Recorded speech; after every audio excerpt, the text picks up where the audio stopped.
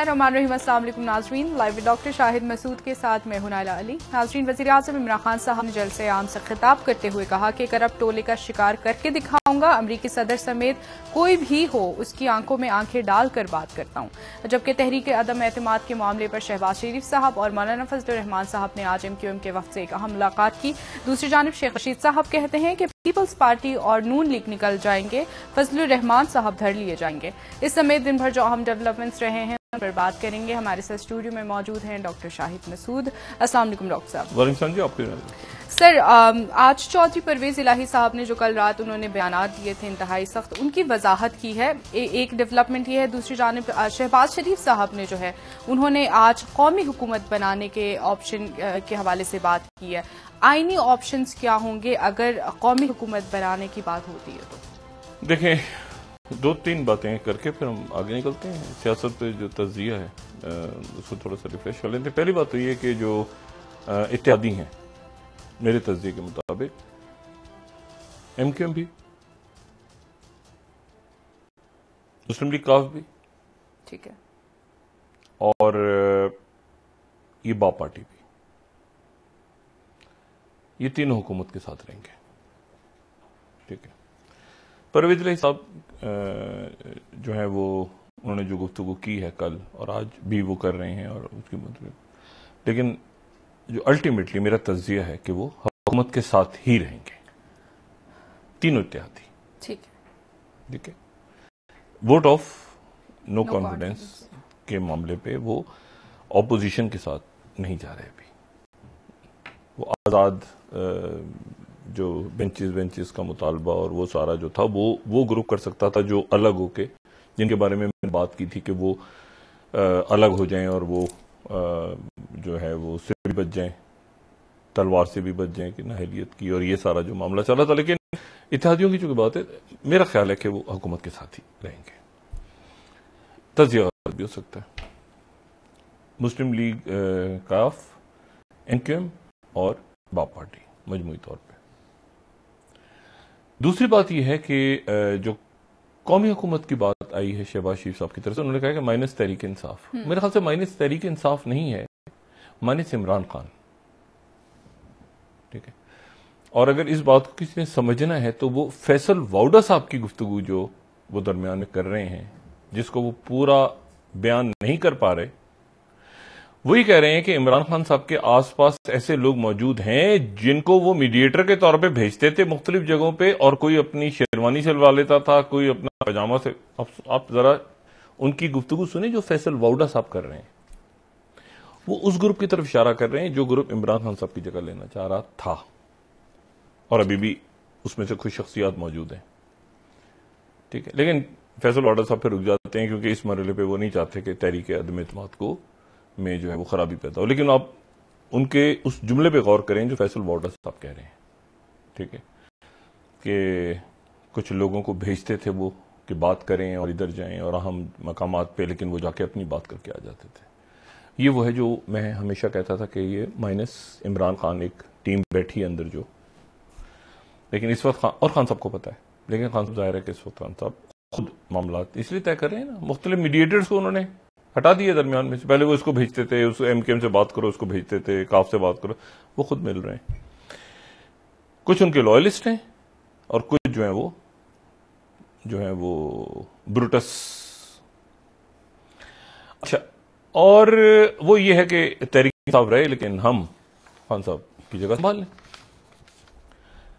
मियां नवाज शरीफ साहब जो है वो जब उनकी नाहलियत हो गई थी तो इतना उनके यहाँ नहीं, मेरे ख्याल से मसला नहीं हुआ था। उन्होंने तो शायद उनके यहाँ पे है कि इमरान खान के बगैर तहरीक इंसाफ एक फॉर्मूला जो पहले भी चला था, जिसमें खान साहब ने कहा था कि मेरी जगह हटा के इनमें किसको लाओगे।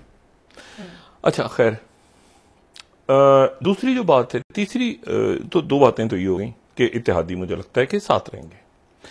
दूसरी जो बात है वो ये है कि ये माइनस इमरान खान बात हो रही है, माइनस तहरीक इंसाफ नहीं हो रही, क्योंकि अगर वो माइनस इमरान खान करते हैं तो फिर वो इमरान खान साहब कहेंगे कि एक मिनट भाई, मतलब देखें ना, खान साहब खुद बात कर रहे हैं, इमरान वो अपनी बात कर रहे हैं। अब खान साहब अपनी टीम की तारीफ भी करते हैं, लेकिन साथ खुद हैं अब इमरान खान और ब्रांड इमरान खान और अवाम, उनके वोटर्स जो इमरान खान की वजह से बाकी लोगों को वोट डालते हैं, ठीक है, और वो बड़ा हल्का है उनका, तो ये भी एक चीज चल रही है दरमियान में। ठीक है।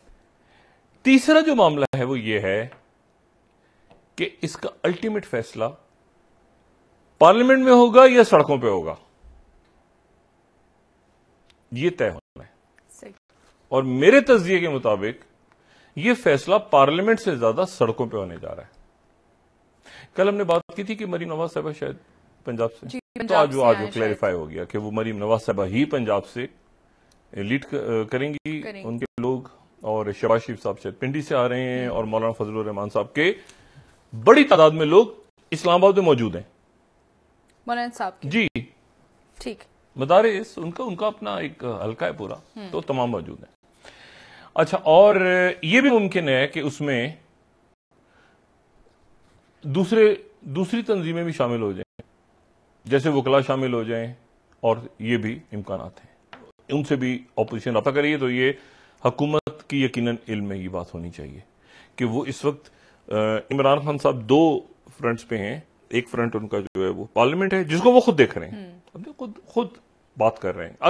अगर देखें हुकूमत जाए भी तो उसमें ये हो कि इत्तेहादियों से बात तो हुई ना, मतलब वो बात तो कर रहे हैं इत्तेहादियों से, अपने एमएनए से, एमपी से देर से मिल रहे हैं, जब मिल रहे हैं, जो भी कुछ है, लेकिन वो कर रहे हैं राब्ता। इसका मतलब है कि जो फवाद चौधरी साहब कह रहे हैं कि उसमें से गुजर के जाएंगे सारे और उसमें से निकलेंगे, इसका मतलब कुछ लोग ऐसे हैं जो इधर उधर हो गए हैं, ठीक है।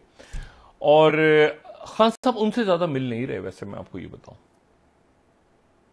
जिन लोगों का नाम खान साहब के पास पहुंचा है, और खान साहब को जिन पे शक है कि इन्होंने पैसे वैसे पकड़े हैं, जो भी हिसाब किताब किए हैं इन्होंने आगे सीटें में, उनसे खान साहब ने बात किया। खान साहब जो वैसे नाराजगियां हैं वो उनसे, क्योंकि उनको तो गालिबन इरादा ये है कि शायद उनको तो कुट पड़े, अदम एतमाद से पहले, अदम एतमाद के गुजरेंगे तो कुटी पड़ेगी ना, तो वापस आएंगे, तो तभी तो वो उधर से उनकी हिफाजत के लिए ला रहे हैं। परवेज इलाही साहब ने जो रात को बात की कि 172 हैं, वो उससे कहीं ज्यादा हैं, ये बात मैं पहले कह रहा हूं, वो परवेज इलाही साहब ने अब की है। मसला ये कि यहां नाम बताने से ये होता है कि वो इमरान खान साहब को भी इल्म है, एक पूरी लिस्ट है जो खान साहब को गई है, और वो लिस्ट इत्तेफाक से इधर भी कहीं भटकती आवारा पहुंच गई है, ठीक है। तो मसला यह है कि वो हैं लोग, और खान साहब को इल्म है। अब मुझे नहीं पता खान साहब ने अपने किन लोगों से, दोस्तों से शेयर किया है अपने कैबिनेट, क्योंकि कैबिनेट के नाम भी हैं उसमें, ठीक है। ये वो बात है जो फैसल वाउडा साहब कहते रुक जाते हैं, ठीक है।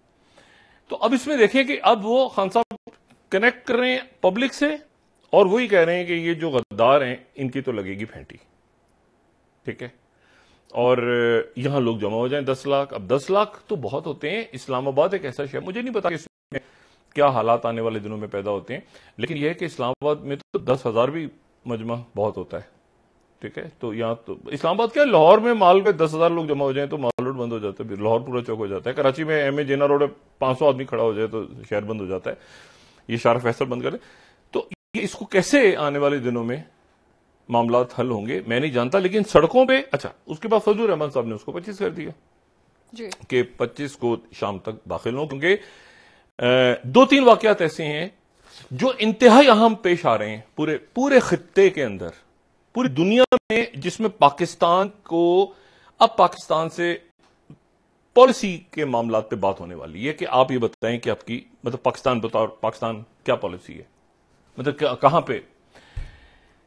पहली बात तो यह है कि एक इंतहाई खौफनाक, मुझे ना पाकिस्तान की, हम पाकिस्तान के मीडिया को डिस्कस भी कम करते हैं, हमारे प्रोग्राम का फॉर्मेट है कि और साथ हम रेफरेंस दे देते हैं कि उस खबर की अगर कोई तरदीद करना चाहे तो तरदीद कर दे, including government of Pakistan, including हमारी स्टैब्लिशमेंट। अगर कोई ऐसी खबर है जो उनसे मुतालिक है लेकिन उसकी तरदीद वो करना चाहे तो कर दें, ठीक है। 2-4 रोज पहले इस खित्ते में एक बड़ी जंग, या मुझे नहीं पता कि खित्ते की जंग वो रहती या वो किसी आलमी जंग में कन्वर्ट हो जाती या क्या हो जाता, अल्लाह जाने, लेकिन इसमें जो है वो ये है कि ये हमने इसकी तैयार कर ली है, इंडिया पाकिस्तान का जो है, इसकी स्लाइड्स हमारे पास अगर रेडी हो तो हम इसको दिखा देंगे। इशू ये हुआ है कि ये जो 10 तारीख को इस महीने 9 मार्च को जो एक वाकया पेश आया है जिसमें एक मिसाइल पाकिस्तान की हदूद में दाखिल हुआ इंडिया से, और फिर एक दो दिन का गैप आया, और मेरे ख्याल से 2 या 3 रोज पहले फिर DGISPR ने ये बात की कि एक फ्लाइंग ऑब्जेक्ट आया है और हम इंडिया से एक्सपेक्ट कर रहे हैं कि वो उसकी वजाहत करे। उसके बाद इंडिया की तरफ से एक जवाब आया जी। अच्छा, किस्सा यहां तक नहीं रुका। अच्छा, कोट हम यहां पे अब कर रहे हैं साउथ चाइना, ब्लूमबर्ग को कोट कर रहे हैं। अगर उसकी यहां पे हमारे पास स्लाइड रेडी हो तो ब्लूमबर्ग को कोट करेंगे हम, और हम इंडियन मीडिया को साथ उसकी कोट कर देंगे। और वो ये है कि ब्लूमबर्ग ये कह रहा है कि errant Indian missile nearly led to Pakistan retaliatory strike. ठीक है, पाकिस्तान जवाब देने वाला था इंडिया को। पाकिस्तान की तरफ से साउथ चाइना मॉर्निंग पोस्ट और ब्लूमबर्ग की स्टोरी को साउथ चाइना मॉर्निंग पोस्ट ने कोट किया है कि पाकिस्तान फौरी तौर पे जवाब देने वाला था, अटैक करने वाला था इंडिया के ऊपर। और जो इंडिया का मिसाइल पाकिस्तान में आया, पाकिस्तान उससे बड़े पैमाने पे इंडिया को हिट करने जा रहा था। अब तक तस्वुर करें कि क्या होते होते रह गया है। ऐसी सूरत हाल में पूछा नहीं जाता, मतलब उनकी तरफ से एक मिसाइल आया, यहां पे आबादी पे गिर जाता। अब ब्लूमबर्ग की रिपोर्ट ये कह रही है देखिए, Pakistan had prepared to launch a similar missile to hit India but held back. ये ब्लूमबर्ग की स्टोरी, मैंने कहा कि हम उसका रेफरेंस देके तरदीद आ जाएगी तो आ जाएगी तरदीद, लेकिन चूंकि तरदीद नहीं आई और ये खबर इंडिया में NDTV भी कोट कर रहा है, बाकी भी कोट, तो जो है वो वहां से जनाब पाकिस्तान ने होल्ड किया, और उसकी होल्ड ये किया, ये नहीं जी। अच्छा, तो वो जो है उसके बाद जो है वो कोट ये हुआ उसमें कि ब्लूमबर्ग ये कह रहा है पाकिस्तान रिटेलिएट करने जा रहा था। देखिए, पाकिस्तान रिटेलिएट करने जा रहा था, और पाकिस्तान जो उसके बाद ये हुआ कि पाकिस्तान के अंदर ये रियलाइज, इंडिया की तरफ से बात हुई, ये हुआ कि जी ये उनसे गलती हुई है, और फिर पाकिस्तान ने वो अपना जो कदम उठाना था फौरी तौर पे उसको रोक लिया। ये बड़ी जंग मुझे नहीं पता किस लेवल पे होती, पाकिस्तान ने उसको, और यहां फर्ज करें लोग जहां को, ये बहुत बड़ी बात है, ठीक है। लेकिन वहां से जब ये कहा गया कि ये टेक्निकल एरर है, तो फिर और पाकिस्तान को भी एहसास हुआ और राब्ता हुआ किसी लेवल पे कि जी ये टेक्निकल एरर है, उनकी तरफ से कहा गया इसको ये करें, तो मामला हुआ, पाकिस्तान रिटेलिएट करते करते रुक गया। ये मैं आपसे कह रहा हूं कि ये खत्ते के हालात हैं कि अगर उस मिसाइल का, ऐसा नहीं कि पाकिस्तान खामोशी से बैठ गए और प्रेस कॉन्फ्रेंस के, नहीं, पाकिस्तान रिटेलिएट करने फौरी तौर पर। ब्लूमबर्ग और साउथ चाइना मॉर्निंग पोस्ट। अच्छा, अब ये तो हो गई दो बड़ी बहुत खौफनाक बात कि ये रुक गया। और आप देखें कि एक्सीडेंटल वॉर्स में हमेशा कहता हूं कि क्या होती हैं, जब गैर जिम्मेदाराना, और ये पूरा एक सिस्टम खतरे में पड़ गया ना। देखें, मेन न्यूक्लियर स्टेट्स हैं यहां पे 2, बल्कि 3 आसपास, 3 दुनिया में शायद ही कोई ऐसी जगह हो जहां पे 3 न्यूक्लियर स्टेट्स के बॉर्डर्स लगते हो।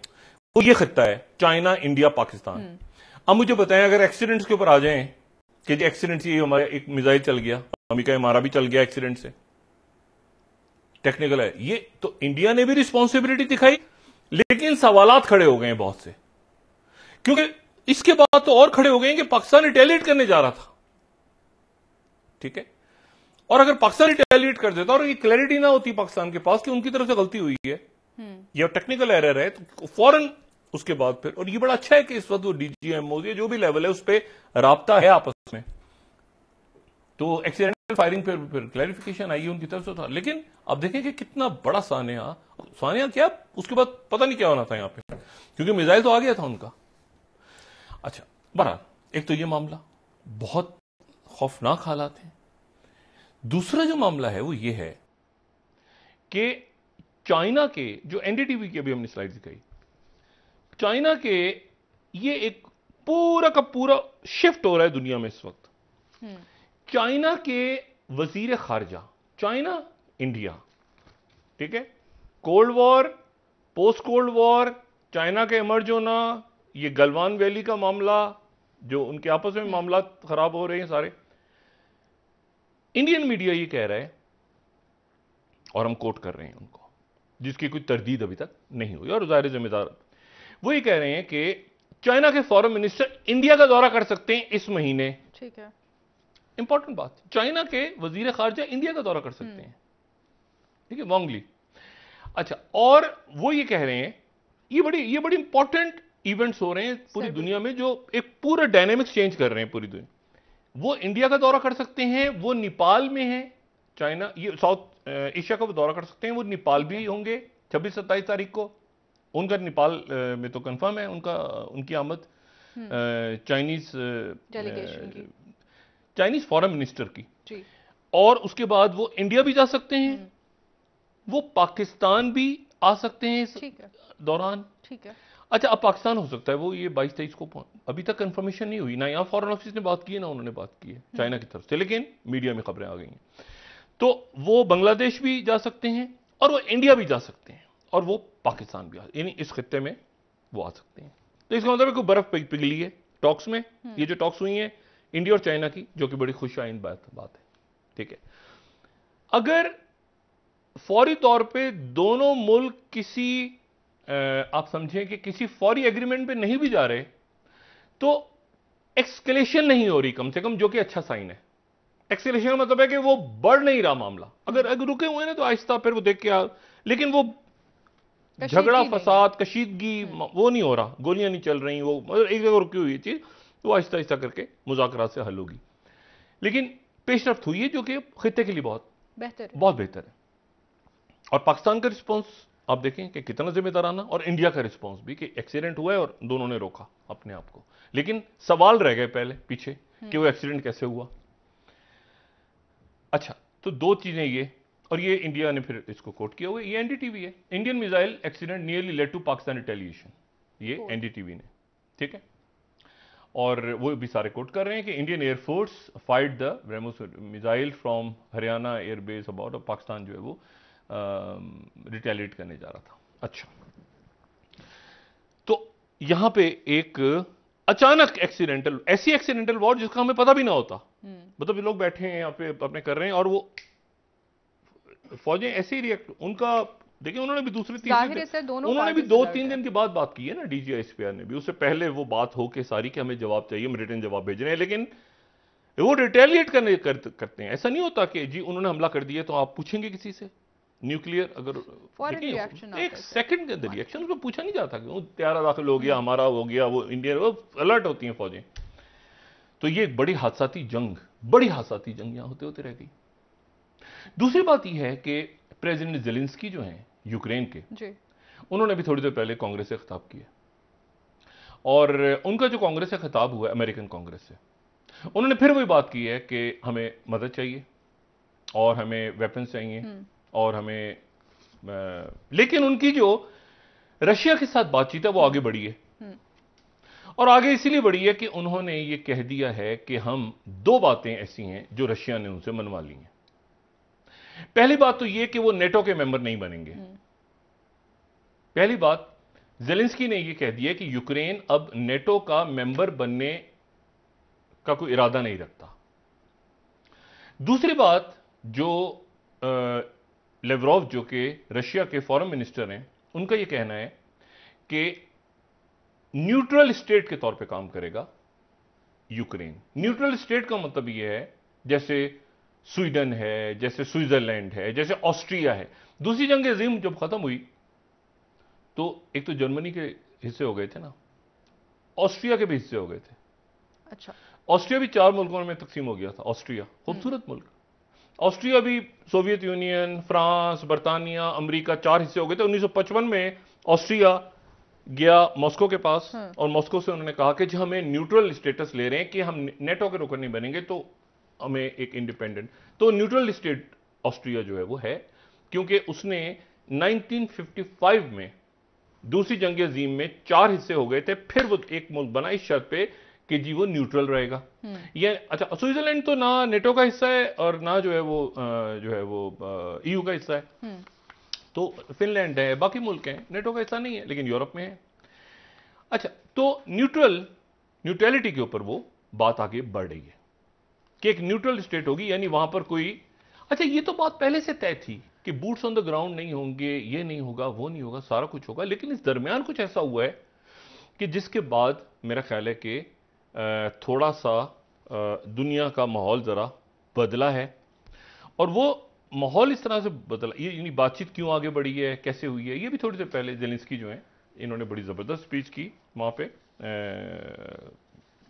कांग्रेस के अंदर। लेकिन उसके साथ ही इन्होंने इस बात पे ये बात तस्लीम कर ली कि हम जो है वो हिस्सा नहीं होंगे, किसका, हम नेटो का हिस्सा नहीं होंगे। ठीक है, तो ये वो इंपॉर्टेंट बात थी जो पहले दिन से रशिया की एक रेड लाइन थी कि ये मुल्क जितने हैं, ये सारे के सारे मुल्क, वो पहले 97 की बात होने की थी, लेकिन यूक्रेन तो उनकी रेड लाइन, यूक्रेन जॉर्जिया में कमी नहीं, मैं आपको बताऊं, इसका एक और पहलू भी है, इस पूरे झगड़े का एक और पहलू है जी। अच्छा, ब्रिक पे भी है थोड़ा सा टाइम, तो मैं बात करूं। एक तो और बहुत बड़ा इवेंट हुआ है, और वो ये हुआ है इसी दौरान कि सऊदी अरेबिया ने, वॉल स्ट्रीट जर्नल की रिपोर्ट है, सऊदी अरेबिया ने अपना जो ऑयल वो दे रहा है, बेच रहा है दुनिया को, सबसे ज्यादा अमेरिका ने अब डिपेंडेंस कम कर दी है। डिपेंडेंस शेल ऑयल, बाकी उनके पास तरीके आ गए। तो सऊदी अरेबिया का सबसे ज्यादा जो ऑयल है वो मशरिक को जा रहा है, एशिया को, चाइना को 25%। चाइना जो है वो सऊदी अरेबिया से ऑयल ले रहा है, दुनिया का सबसे बड़ा एक्सपोर्टर है ब्रेंट ऑयल का, सऊदी अरेबिया। तो सऊदी अरेबिया चाइना के साथ उसने अपनी करेंसी चेंज कर ली है, ऑयल की जगह युआन जी। डी डॉलराइजेशन जिसको कहते हैं, कि दुनिया में डॉलर की अजारादारी खत्म करने के लिए रशिया और चाइना पिछले कई सालों से काम करें। बिस्मिल्लाह सऊदी अरब ने कर दी है, सही, बिस्मिल्लाह सऊदी अरेबिया ने कर दी है। और उसके नतीजे में फौरी तौर पे एक तो ये हुआ कि ऑयल की कीमतें गिर गई हैं पूरी दुनिया में, और साथ ही सऊदी अरेबिया ने जो है वो साथ ही युआन की कीमत बाकी करेंसी से वो बढ़ गई है। इतनी युआन की कीमत मैंने बढ़ते नहीं देखी कई सालों में, जितनी आज अचानक मार्केट में युआन की कीमत जो है वो बढ़ गई है। और डॉलर जो है, जो कि post second world war currency, euro और डॉलर, पाउंड तो उनको तो इन्होंने पीट दिया ना, यूरोज ने, और यूरो और डॉलर ने पीट के पाउंड को, तो पहले तो स्टर्लिंग पाउंड की क्या बात थी, 1870 में मेरे ख्याल से पाउंड ही पाउंड होता था दुनिया में। लेकिन उसके बाद पाउंड को पीछे करके यूरो आगे आ गया, यूरो, और फिर डॉलर ने यूरो को नहीं चढ़ने दिया आगे, डॉलर ऊपर रहा, और फिर उसके बाद अब जनाब वहां से युआन निकला। ठीक है, अच्छा, लेकिन इसके साथ एक नई कहानी आ गई है। कहानी में एक नया ट्विस्ट, सऊदी अरेबिया, ठीक है, कौन सा सऊदी अरेबिया? सऊदी अरेबिया और यूएई, जिन्होंने बाइडेन की कॉल नहीं उठाई थी, जिनके यूक्रेन और रशिया के मामले पर ये खबर थी। प्रीमियर शी जो हैं चाइना के प्रेसिडेंट, या जो उनके कम्युनिस्ट पार्टी का हेड, प्रीमियर शी, वो जब से कोविड आया है वो मुल्क से नहीं निकले, ऐसे ही है ना। उनका पहला दौरा चाइना से बाहर का सऊदी अरेबिया का हो रहा है। सऊदी अरेबिया आ रहे हैं चाइना के प्रीमियर, और यह बात ज़हन में रहे कि 2 साल पहले से चाइना और सऊदी अरेबिया बैलिस्टिक मिसाइल्स तैयार कर रहा है चाइना की कॉपरेशन से, और ये बैलिस्टिक मिसाइल्स की टेक्नोलॉजी ट्रांसफर हुई है। यानी देखिए, चाइना जो है वो कुछ इस तरह से, जैसे पाकिस्तान में तैयार हो रहे हैं ना तैयारे, तो टेक्नोलॉजी आई है पाकिस्तान को। ये नहीं है कि वहां से पाकिस्तान चाइना से खरीदेगा। तो चाइना, देखिए, चाइना की एक बात जो है वो ये कि चाइना कहते हैं आपके यहां बनेगी चीज, ये टेक्नोलॉजी हमारा, अब कि चाइना के जो है वो यहां पे पाकिस्तान में तैयार है। इस तरह चाइना जो है उसने सऊदी अरेबिया में जहाज तैयार हो रहे हैं, चाइना की टेक्नोलॉजी है, ठीक है। और ये जो है ये एक बहुत बड़ा इवेंट है कि अच्छा इसको कई जो आप समझें कि जो वहाँ का मीडिया है बहुत सारा, वो इसको बहुत ज़्यादा, जो वॉल स्ट्रीट जर्नल ने कहा कि सऊदी अरेबिया कंसिडर युआन को कर रहा है, फिर उसके बाद जो है वो इसको कुछ अखबारों ने डाउन प्ले भी किया। वॉल स्ट्रीट जर्नल ही कह रहा है कि जी स्टॉक जो है वो गिर गए, ऑयल प्राइसेस स्लाइड हो गई, 100 से नीचे चली गई। और उसके बाद जो है वो वॉल स्ट्रीट जर्नल ही कह रहा है China tries to lift yuan profile with oil futures. ये 2 साल पहले से काम हो रहा है इस पे। और yuan jumps after reports on Saudi weighing it's oil, इस ऑयल पे डील, ठीक है, जो डील हो रही है। लेकिन इस कहानी के अंदर एक और ट्विस्ट है जी। एक और मुल्क ऐसा है जो अपनी तिजारत युआन पे करने का सोच रहा है। अब आप पूछेंगे वो कौन सा मुल्क है? इंडिया। अच्छा, ग्लोबल टाइम्स रिपोर्ट दे रहा है इंडिया रिपोर्टेडली, अच्छा ग्लोबल टाइम्स क्योंकि उनका, मैंने कहा ना कि चाइना के हमने समझना हो कि थिंकिंग है, तो ग्लोबल टाइम्स जो उनकी मीडिया को देखें कि वहां से बात उनकी आती है, वो खुद बात जो है ना वो। ग्लोबल टाइम्स कह रहा है कि India reportedly explore yuan in oil trade with Russia. Russia के साथ जो ट्रेड करनी है उसमें युआन के थ्रू होगी। Oil trade. जी जी जी, ऑयल, क्योंकि डॉलर तो, आप ऐसी दुनिया का तस्वुर करें जिसमें चाइना और रशिया डॉलर को, यानी सबसे ज्यादा डॉलर कहां है दुनिया में इस वक्त? चाइना में है, अमेरिका में नहीं है, चाइना में है। आप तस्वुर करें ऐसी दुनिया का जहां पर चाइना में सबसे ज्यादा डॉलर हो और चाइना जो है अपनी ट्रेड शुरू कर दे युआन के अंदर, और रशिया के साथ इंडिया, ये खबर आई थी कि रुपीज में, याद है चंद दिन पहले खबर आई थी कि वो असलाह इंडिया जो है वो सोच रहा है कि हम रुपीज में उनको, अभी खबर आ रही है कि वो इंडिया रशिया को जो पेमेंट करेगा वो थ्रू युआन करेगा। ये ग्लोबल टाइम्स कह रहे हैं। अच्छा, इसके ऊपर अब काउंसिल ऑन फॉरेन रिलेशंस वाले भी कमाल हैं, बड़ा थिंक टैंक। और थिंक टैंक क्या मतलब, पॉलिसी जो वहाँ के, यानी not a usual think tank. Council on foreign relations की बात करते हैं तो लार्जर देन दैट, जैसे रैंड कॉर्पोरेशन का अपना एक मकाम है, जैसे IISS, ये अलग हैं, लेकिन council on foreign relation report बड़ी इंटरेस्टिंग है। Besides China, Putin is another potential de dollarization partner in Asia. अच्छा जी, और ये जो है ये कौन है, वो नीचे लिख रहे हैं इंडियन प्राइम मिनिस्टर मोदी। ठीक है, 11 मार्च की, 3 दिन पहले की है। तो अब ये पिक्चर यहां पे एक इमर्ज हो रही है कि जिसमें, क्या डॉक्टर साहब इसको कंसिडर कर सकते हैं कि भारत भी बगावत में खड़ा नहीं हो नहीं नहीं चुका है नहीं, अमेरिका मैंने आपसे कहा कि ये देखें, सऊदी अरेबिया का तो ऐलान उस वक्त आया वहां का जब आज बोरिस जॉनसन वहां पे हैं, और Boris Johnson Saudi Arabia UAE भी हैं, वो वहां से चले तो, क्योंकि देखिए यूके का बहुत बड़ा, यूके खूबसूरत, बरतानिया भी तो एक पावर रहा है ना, तो बरतानिया वो पावर रहा है जिनके ये खलीजी ममालिक जेरे सर रहे हैं। इन्होंने तो बरतानिया से आजादी ली है ना, सबने, हमने भी ली है, सबने ली है। यहां तो बरतानिया मौजूद था, हमको अफ्रीका में तो नहीं है जो फ्रांस हमारे ऊपर, यहां तो हम तो, हाँ, वरना जो है वो मतलब है कि कोई बार एनीवे, ये हम क्रिकेट खेलने वाले जितने मुल्क हैं ये सारे के सारे बरतानिया की कॉलोनी। वहां मुझे नहीं पता कि इन्होंने गल्फ कंट्रीज में क्रिकेट क्यों नहीं शुरू करवाया। उस वक्त मेरे ख्याल से ऑयल वगैरह नहीं होगा, या बड़ी थोड़ी मुद्दत मिली ऑटोमन एम्पायर खत्म होने के बाद, तो शायद वहां पर वो प्रॉपरली नहीं कर सके।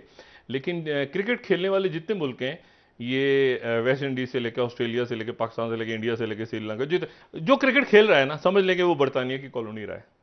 ठीक है, तो ये गोरे सांप का खेल होता था ना, गोरा सांप, ब्रिटिश लॉर्ड्स स्टाइल, पीछे खड़े होते थे जो है ना, काले लोग खड़े होते थे, हम जा रहे हैं तो यार थोड़ा सा इनको भी सिखा दो, ठीक है ना, छोटी छोटी टीमें बना के, तो ताकि हमारा एक रहे ताल्लुक। तो ये वहां पे कहीं फुटबॉल चल रही है, कहीं कुछ चल रहा है, कहीं वो चल रहा है, तो ये गोरा सांप का खेल है जो हम खेलते हैं। अच्छा, और इन मुल्कों की एक और खूबी भी है कि इनके सफीर नहीं होता, ये बात पहले भी कर चुके हैं, इनके हाई कमिश्नर होते हैं। जो बरतानिया की कॉलोनी रहा है उसका हाई कमिश्नर होगा। ऑस्ट्रेलिया का भी हाई कमिश्नर है, नोट करें आप, और इंडिया का भी हाई कमिश्नर, पाकिस्तान का हाई कमिश्नर है। एक दूसरे के मुल्क में, दूसरे मुल्कों में सफीर होते हैं, लेकिन एक दूसरे के मुल्कों में ये हाई कमिश्नर, जी जी जी जी जी, हाँ, क्योंकि कॉमनवेल्थ, ब्रिटेन, ठीक है, तो हाई कमिश्नर। अच्छा, एनीवे, तो दूसरी बात ये कि जनाब इंडिया भी, ये कुछ साइड पे इंडिया अगर डी डॉलराइजेशन की तरफ। इसके ऊपर कोई रिएक्ट नहीं किया अभी तक। इस खबर के ऊपर ना इंडिया ने डिनाई किया है, चाइना ने रिपोर्ट डाल दी है, और साथ ही जो है वो बोरिस जॉनसन जो है वो बड़े ज़बरदस्त लीडर हैं, लेकिन वो वहाँ पर ये बात थी कि शायद वो सऊदी अरेबिया में आके और यूएई में आके प्रेशराइज करेंगे कि आप खुल के यूक्रेन की मजम्मत करें। ऐसी कोई बात हुई नहीं। दौरा गया उनका, एक जगह हो गया, दूसरी जगह मौजूद हैं वो, और वो अपने, क्योंकि यूएई और सऊदी अरेबिया में बड़ा ट्रेडिंग पार्टनर है यहाँ पे, ये बड़े ट्रेडिंग पार्टनर्स हैं बरतानिया। मुल्क अलग अलग सोचे। अब जरा यूक्रेन को अपनी साइड पे डाल दिए, बातचीत चल पड़ी है ना आगे। अच्छा, बातचीत चली कैसे है? मुझे किस बात का, दो बातों का शक है, ठीक है। एक तो ये हुआ है कि वो जो 180 बंदा फड़का मारा गया है ना वहां पे, ठीक है, यूक्रेन में, उसमें मुझे लगता है कि मैसेंडरीज वगैरह उसमें मौजूद थे, जो मैसेंडरीज आए थे ना, और रशिया की जानिब से भी कहा गया है, उनकी तरफ से तो कहा गया था। इंडिपेंडेंट जो है ना, देखें ना, इंडिपेंडेंट ये बरतानिया का बार है, उन्हें कोट कर देते हैं। तो इंडिपेंडेंट कह रहा है कि fears 3 British ex special forces troops killed by Russian attack in Ukraine, ठीक है। और उसके बाद ये देखें ना, ये छोटी सी खबर लगी है, लेकिन 3 थे ना कोई एक्स स्पेशल फोर्सेस के लोग मारे गए रशियन अटैक में। देखें ना, ये मैं कोट में हम इसलिए कर देते हैं ताकि वो जो बात है वो आगे चली जा सके। अच्छा, अब लेकिन इसमें जो है एक बात और बड़ी इंपॉर्टेंट है, और उसके लिए मैं 2-4 मिनट लूंगा, अगर ब्रेक से पहले में मिल सकते हैं तो 4-5 मिनट, 4 मिनट जी। एक बात हम ध्यान में रखें जो बड़ी इंपॉर्टेंट है, जो आगे जाके तफसील से कभी बात कर लेंगे, इस पर तेजी से निकलते हैं वहां से। क्रिश्चियनिटी 2 हिस्सों में टूटी, रोमन एम्पायर, बेजेंटीनियंस। जो बेजेंटीनियंस थे वहां पर आ गए ऑर्थोडॉक्स क्रिश्चियंस, और बाद में ऑटोमन्स आ गए, तो ऑर्थोडॉक्स क्रिश्चियन शिफ्ट हो गए बाकी इलाकों में, ठीक है। अच्छा, अब 16वीं सदी, 17वीं सदी, 18वीं सदी, 19वीं सदी, 19वीं सदी से आ जाएं तो एक बंदा है थियोडोर हर्ल्स, ठीक है। ये बुडापेस्ट, ऑस्ट्रिया जो था वो ऑस्ट्रियो हंगेरियन एम्पायर का हिस्सा था। इस बंदे का नाम जो है ना, ये तारीख में बड़ा इंपॉर्टेंट है। उसकी वजह यह है कि ये जो है ये पैदा हुआ, इसकी पैदाइश हुई वहीं पे हंगरी में 1860 में ये पैदा हुआ, 1904 में इसकी डेथ हुई, और दरमियान में 1878 में कहीं वियना गया। फिर इसकी एक बड़े अमीर शख्स से मुलाकात हुई जिसका नाम बैरॉन म्योरिस हर्श, ठीक है, वो ज्यू था। ये उससे मिला, इन्होंने मिलकर कोई प्लान किया। फिर उसके बाद ये गए ऑटोमन इलाके में, ये सारा ऑटोमन था ना, ये हंगरी व ये सारे इलाके ऑटोमन एम्पायर थी। इसने सोचा कि मैं मिलूं उनसे, जो सुल्तान है सल्तनत उस्मानिया के सुल्तान, उनसे ये मिल नहीं सका। उसके बाद ये बरतानिया के पास चला गया। इसने कहा कि हमें एक मुल्क चाहिए। उन्होंने कहा कि जी आपको अच्छा है, आपको मुल्क चाहिए तो ऐसा है कि हम आपको युगांडा में जगह दे देते हैं। युगांडा, ईस्ट अफ्रीका में युगांडा में आपको जगह दे देते हैं। ये वो शख्स है फिर जिसने एक पंफलेट लिखा जो कि ज्यूइश स्टेट के नाम से 1878 में पब्लिश हुआ, और वहां से फिर ज्यू तो था, ये भी ज्यू था, और वो जो बिजनेसमैन, वहां से फिर ज़ायनिज्म आया। सेहूनियत, ज़ायोनिज्म अलग है, एक ज़ायनिज्म की तहरीक चल रही थी बरसा बरस से। उसके बारे में अब कंफ्यूजन है, अब कॉन्स्पिरेसी के, अब वो प्रोटोकॉल्स ऑफ ज़ायन, उसको साइड पे भी करें तो ये, लेकिन ज़ायनिज्म वहां से उसने ये किताब लिखी, ठीक है, और ये उसने किताब लिखी द ज्यूइश स्टेट, ठीक है। और उसकी इस किताब की बेस पे फिर जो है आगे जाके मूवमेंट चली, जिस मूवमेंट के नतीजे में फिर इसराइल के साथ बरतानिया और ये सारे मामला जो चले, तो इसका आइडिया था, ठीक है। अच्छा, इसको अगर किसी ने, अच्छा ये जो है इंपॉर्टेंट बात क्या है? इंपॉर्टेंट बात यह है कि ज़ायनिस्ट मूवमेंट जो थी, इसने कहां से जन्म लिया? भी फलस्तीन से नहीं लिया, मिस्र से भी नहीं लिया, यूरोप से भी नहीं लिया, इसने जो है ये सब कॉन्टिनेंट से भी नहीं लिया, जायनिस्ट मूवमेंट ने जन्म लिया ईस्ट यूरोप से और खास तौर पे यूक्रेन से। वो इलाके जो यूक्रेन की कई कहानी है, मैंने आपसे कहा ना यूक्रेन को आप का भी देख लें तो वहीं से। अच्छा, अब आप और जो मरकज था वो था ओडेसा। और ये जो बंदरगाह है, ये बंदरगाह जो है, ये आप कई साल पुराने किताब ढूंढें, अगर हमारे प्रोडक्शन टीम के पास हो, ये आपको किताबें मिलेंगी इसके ऊपर कि उस इलाके के जो ज्यूज ऑफ ओडेसा, ज्यूज, तो वहां पर जो ज्यूज थे उन इलाकों के, वो बड़े अच्छा। और फिर उसके बाद यूरोप के अंदर, जाहिर है कि लोग जानते हैं इस चीज को, तो वो जो हिस्टोरियन, तो यहां पर हम इसको डिस्कस इसलिए कर लें क्योंकि ऑर्थोडॉक्स क्रिश्चियंस और ज्यूज की आपस में नहीं बनती। अच्छा जी, तभी तो है वो शायद यूक्रेन की वजह से नहीं, पुरानी नहीं बनती, कैथोलिक्स की बनती है, ऑर्थोडॉक्स की नहीं बनती। सही, ठीक है, इसीलिए तो ये न्यू नाजीज और ये सारा किस्सा चला हुआ बीच में। और इसीलिए बाइडेन, फ्रांस 24 क्या कह रहा है, एक सेकंड, फ्रांस इसको कंक्लूड करते हैं ना। फ्रांस 24 कह रहा है, Jews once again force into exile from beloved Odesa.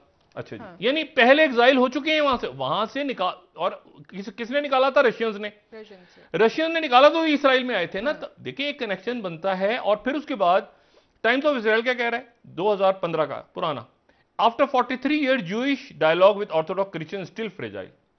Orthodox Christian से नहीं बात होती ज्यूज की। ये जो हम कहते हैं ना ज्यूज की बात हो रही है, ये बात होती है कैथोलिक्स के साथ, ऑर्थोडॉक्स के साथ नहीं होती, नहीं बनती। तभी तो वो बात आती है ना, आखिरुज़्ज़मा में एक उनके यहां से एक गिरोह होगा जो मुसलमानों के साथ मिलकर लड़ेगा, उसकी ये तशरीह बयान होती है ना उस हदीस की, नहीं बनती ना ऑर्थोडॉक्स क्रिश्चियंस के साथ। अच्छा, फिर उसके बाद ये अभी का टाइम्स ऑफ इसराइल, ये 25 फरवरी, हु आर यूक्रेनियन ज्यूज, पूरी history and how is Russia invasion affecting them.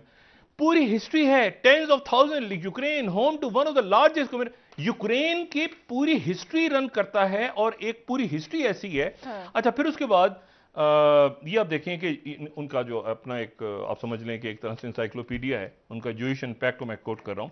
Putin is not Jewish but the president of Ukraine is. वो प्यूटिन को ऑर्थोडॉक्स के तौर पे देख रहे हैं, ठीक है ना। वो इनका, मैंने आपसे कहा ना कि मजहब है यहां पर, ये जो मैं लेकिन इस मजहब के एक क्रिश्चियनिटी के तिकोने के साथ एक ज्यूज का तिकोना भी है। सही, ठीक है। और फिर उसके बाद जो है वो Ukraine Jewish community past and present, इसको देख लें, ठीक है, पढ़ना चाहें।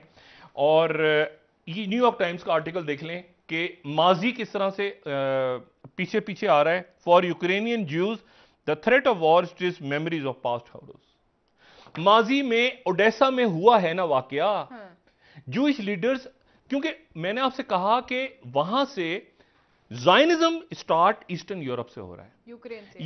यूक्रेन, ईस्टर्न यूरोप, हंगरी, ऐसे था ना, ऑटोमन्स पहले हुए थे, तो ये ईस्टर्न यूरोप यहां से एग्जैक्टली।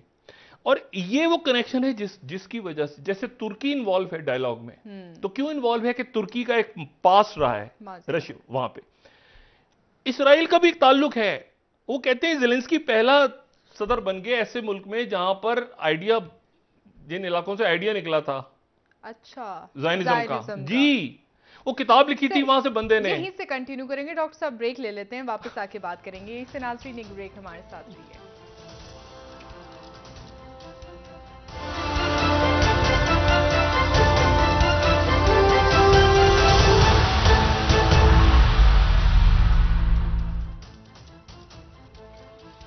वेलकम बैक नाजरीन। जी डॉक्टर साहब, इजराइल के हवाले से बात कर रहे थे कि एक कनेक्शन यूक्रेन की मजहबी एक वो साइड भी है जिसकी वजह से बहुत ज्यादा इसराइल और देखें, पहले तो कैथोलिक्स और ऑर्थोडॉक्स का आपस का मसला, उन्होंने उनको नहीं माना, उन्होंने उनका चर्च कॉन्स्टेंटिनोपल को ने कहा कि हम वापस ले रहे। ये तो ऑर्थोडॉक्स और ज़ायनिज्म का जो आइडिया है इसराइल का, वो स्टार्ट वहां से होता है, ओडिशा, ज्यूज ऑफ ओडिशा, ये सारा जो पूरी पट्टी है। इसमें मैं बाद में बात करूंगा, टाइम नहीं है कि ये बनी इसराइल के लॉस्ट ट्राइब्स थे, कौन क्या थे, पहले उस पर बात हो चुकी है, एंड ऑफ टाइम में मैं। लेकिन मैं आपको अब आज के हालात के हवाले से, जिन लोगों ने वो प्रोग्राम देखे हैं तो उन्होंने देखे हुए, नहीं देखे हुए तो मैं एक आध दिन में उसको मजीद एलेबरेट कर दूंगा कि वो कौन से 12 ट्राइब्स हैं। ठीक है, ज्यूज ऑफ ओडेसा, ये देखें, ठीक है ना, ज्यूस ऑफ ओदेसा कौन, वो नीचे जो बंदरगाह है बहरे अस्वद पे, जहां आप जिस तरफ बढ़ रहे हैं वो, ठीक है। ये पुरानी किताब है, बहुत पुरानी किताब है, ठीक है। लेकिन ये जो किताब है ये आपको कल्चरल हिस्ट्री बताती है ज्यूस की जो वहां मौजूद थे। हालिया दिनों में अगर अभी फौरी तौर पे किसी ने समझना हो कि इसको कैसे कोई रेफरेंस हम देखें तो Jerusalem post, Russia Ukrainian war, remember the good bad of Ukrainian Jewish history, पूरी हिस्ट्री है, ठीक है। और ये जो हिस्ट्री है ये बताती है कि 6 मार्च का आर्टिकल है कि home to rich Jewish history है, dark past of death, pogroms, उनको रशियंस ने, यानी जार के दौर में खराबी पैदा हुई। रशियंस नहीं पसंद करते, मैंने कहा ना ऑर्थोडॉक्स क्रिश्चियंस नहीं पसंद करते ज्यूज को। अच्छा, इसमें इस्लाम का मुसलमान अलग हैं, ये आपस का मसला है। उसके बाद जो है फॉरेन पॉलिसी का आर्टिकल 2014 का, ये फॉरेन पॉलिसी का आर्टिकल जब ये क्रीमिया हुआ था, why Jews and Ukrainians have become unlikely allies, Jews और यूक्रेनियंस दोस्त कैसे बन गए। फिर ये बता रहे हैं कि history of Jewish Ukrainian relation जो है वो बड़ी पुरानी है, इसीलिए वो प्यूटिन के अगेंस्ट हो गए हैं, ठीक है। फिर उसके बाद वॉशिंगटन पोस्ट का ओपिनियन अभी चंद रोज पहले का, this war is not about language और कल्चर, ये मजहब की वॉर है, ठीक है। ये ओपिनियन ओपेड है। फिर उसके बाद वॉशिंगटन पोस्ट ही, after decades of building their lives in Ukraine, Jews are once again fleeing the country. इसका मतलब है पहले वहां से निकले थे तो दोबारा जा रहे हैं ना। तो ये कब निकले थे, ये उस वक्त निकले थे जब इसराइल बना था, तो वहां से वहां पीछे। अच्छा, अब प्यूटिन को क्या नाम दिया हुआ है, प्यूटिन को जो ज़ायनिस्ट है वो क्या कह रहे हैं, वो आप देख लें, voice of America, is Putin the new Hitler. तो हिटलर ने क्या किया था, हॉलोकॉस्ट का इश्यू है ना, तो प्यूटिन हिटलर कैसे हो गया। हिटलर जो आपसे देखें, फर्दर बात इस पे आगे कभी डिटेल में करेंगे, कि अभी इस वक्त सिर्फ ये बात समझ लें कि जो ऑर्थोडॉक्स क्रिश्चियंस हैं, ऑर्थोडॉक्स क्रिश्चियंस का बहुत अच्छा सलूक ज़ारे रूस के दौर में और रशियन दौर में नहीं रहा ज्यूज के साथ। एक बात, दूसरी बात, वहां रहने वाले ज्यूज ने ईस्टर्न यूरोप में, जो कि जेर असर था ऑटोमन्स के या ज़ारे रूस के, वहां से ज़ायनिज्म की तहरीक बनी। और वो तहरीक लेके जब सल्तनत उस्मानिया ने कहा सवाल ही पैदा नहीं होता, उन्होंने मना कर दिया, वो गए ब्रिटेन के पास, ब्रिटेन ने कहा कि युगंडा में ले लो। इसी दौरान जंग छिड़ गई, बंदे की डेथ हो गई, आगे जाके मूवमेंट चली। तो जो ये जो उनके जो ज़ायनिज्म के बानी हैं वहाँ पे, या ज़ायनिज्म की थ्योरी है जिन्होंने किताब लिखी, तो उनके बड़े बड़े पोस्टर्स और हल्स के, और ये बेसल में, आप बेसल में चले जाएं, स्विट्जरलैंड में, बाकी मुल्कों में, तो इनको जो ज्यूज हैं वो बड़ी इज्जत की नज़र से देखते हैं, और वो लिंक करते हैं जब कि हमारी ये तारीख बनी कैसे। तो एक तो हॉलोकॉस्ट आता है ना, जर्मनी में जुल्म वगैरह हुए, लेकिन आइडिया कहां से ओरिजिनेट हुआ, आइडिया ओरिजिनेट हुआ Odesa, Ukraine, Eastern Europe, Hungary, Romania, जहां जो कि रशियंस थे और ऑर्थोडॉक्स क्रिश्चियंस वो पसंद ही नहीं करते, वो कहते थे कि इन्होंने ही तो हजरत ईसा अलैहिस्सलाम को ये और हमारे पैगंबरों को शहीद, ठीक है, ठीक है, बहुत शुक्रिया, सूली पे तक लेके गए हैं हजरत ईसा अलैहिस्सलाम तो जिंदा। बहुत शुक्रिया नाज़रीन, प्रोग्राम का वक्त खत्म हुआ, कल इंशाल्लाह दोबारा आपसे मुलाकात होगी। मुझे नायला अली को इजाजत दीजिए, अल्लाह हाफ़िज़। अपने दोस्तों रिश्तेदारों को के लोगों का सब ख्याल रखिएगा।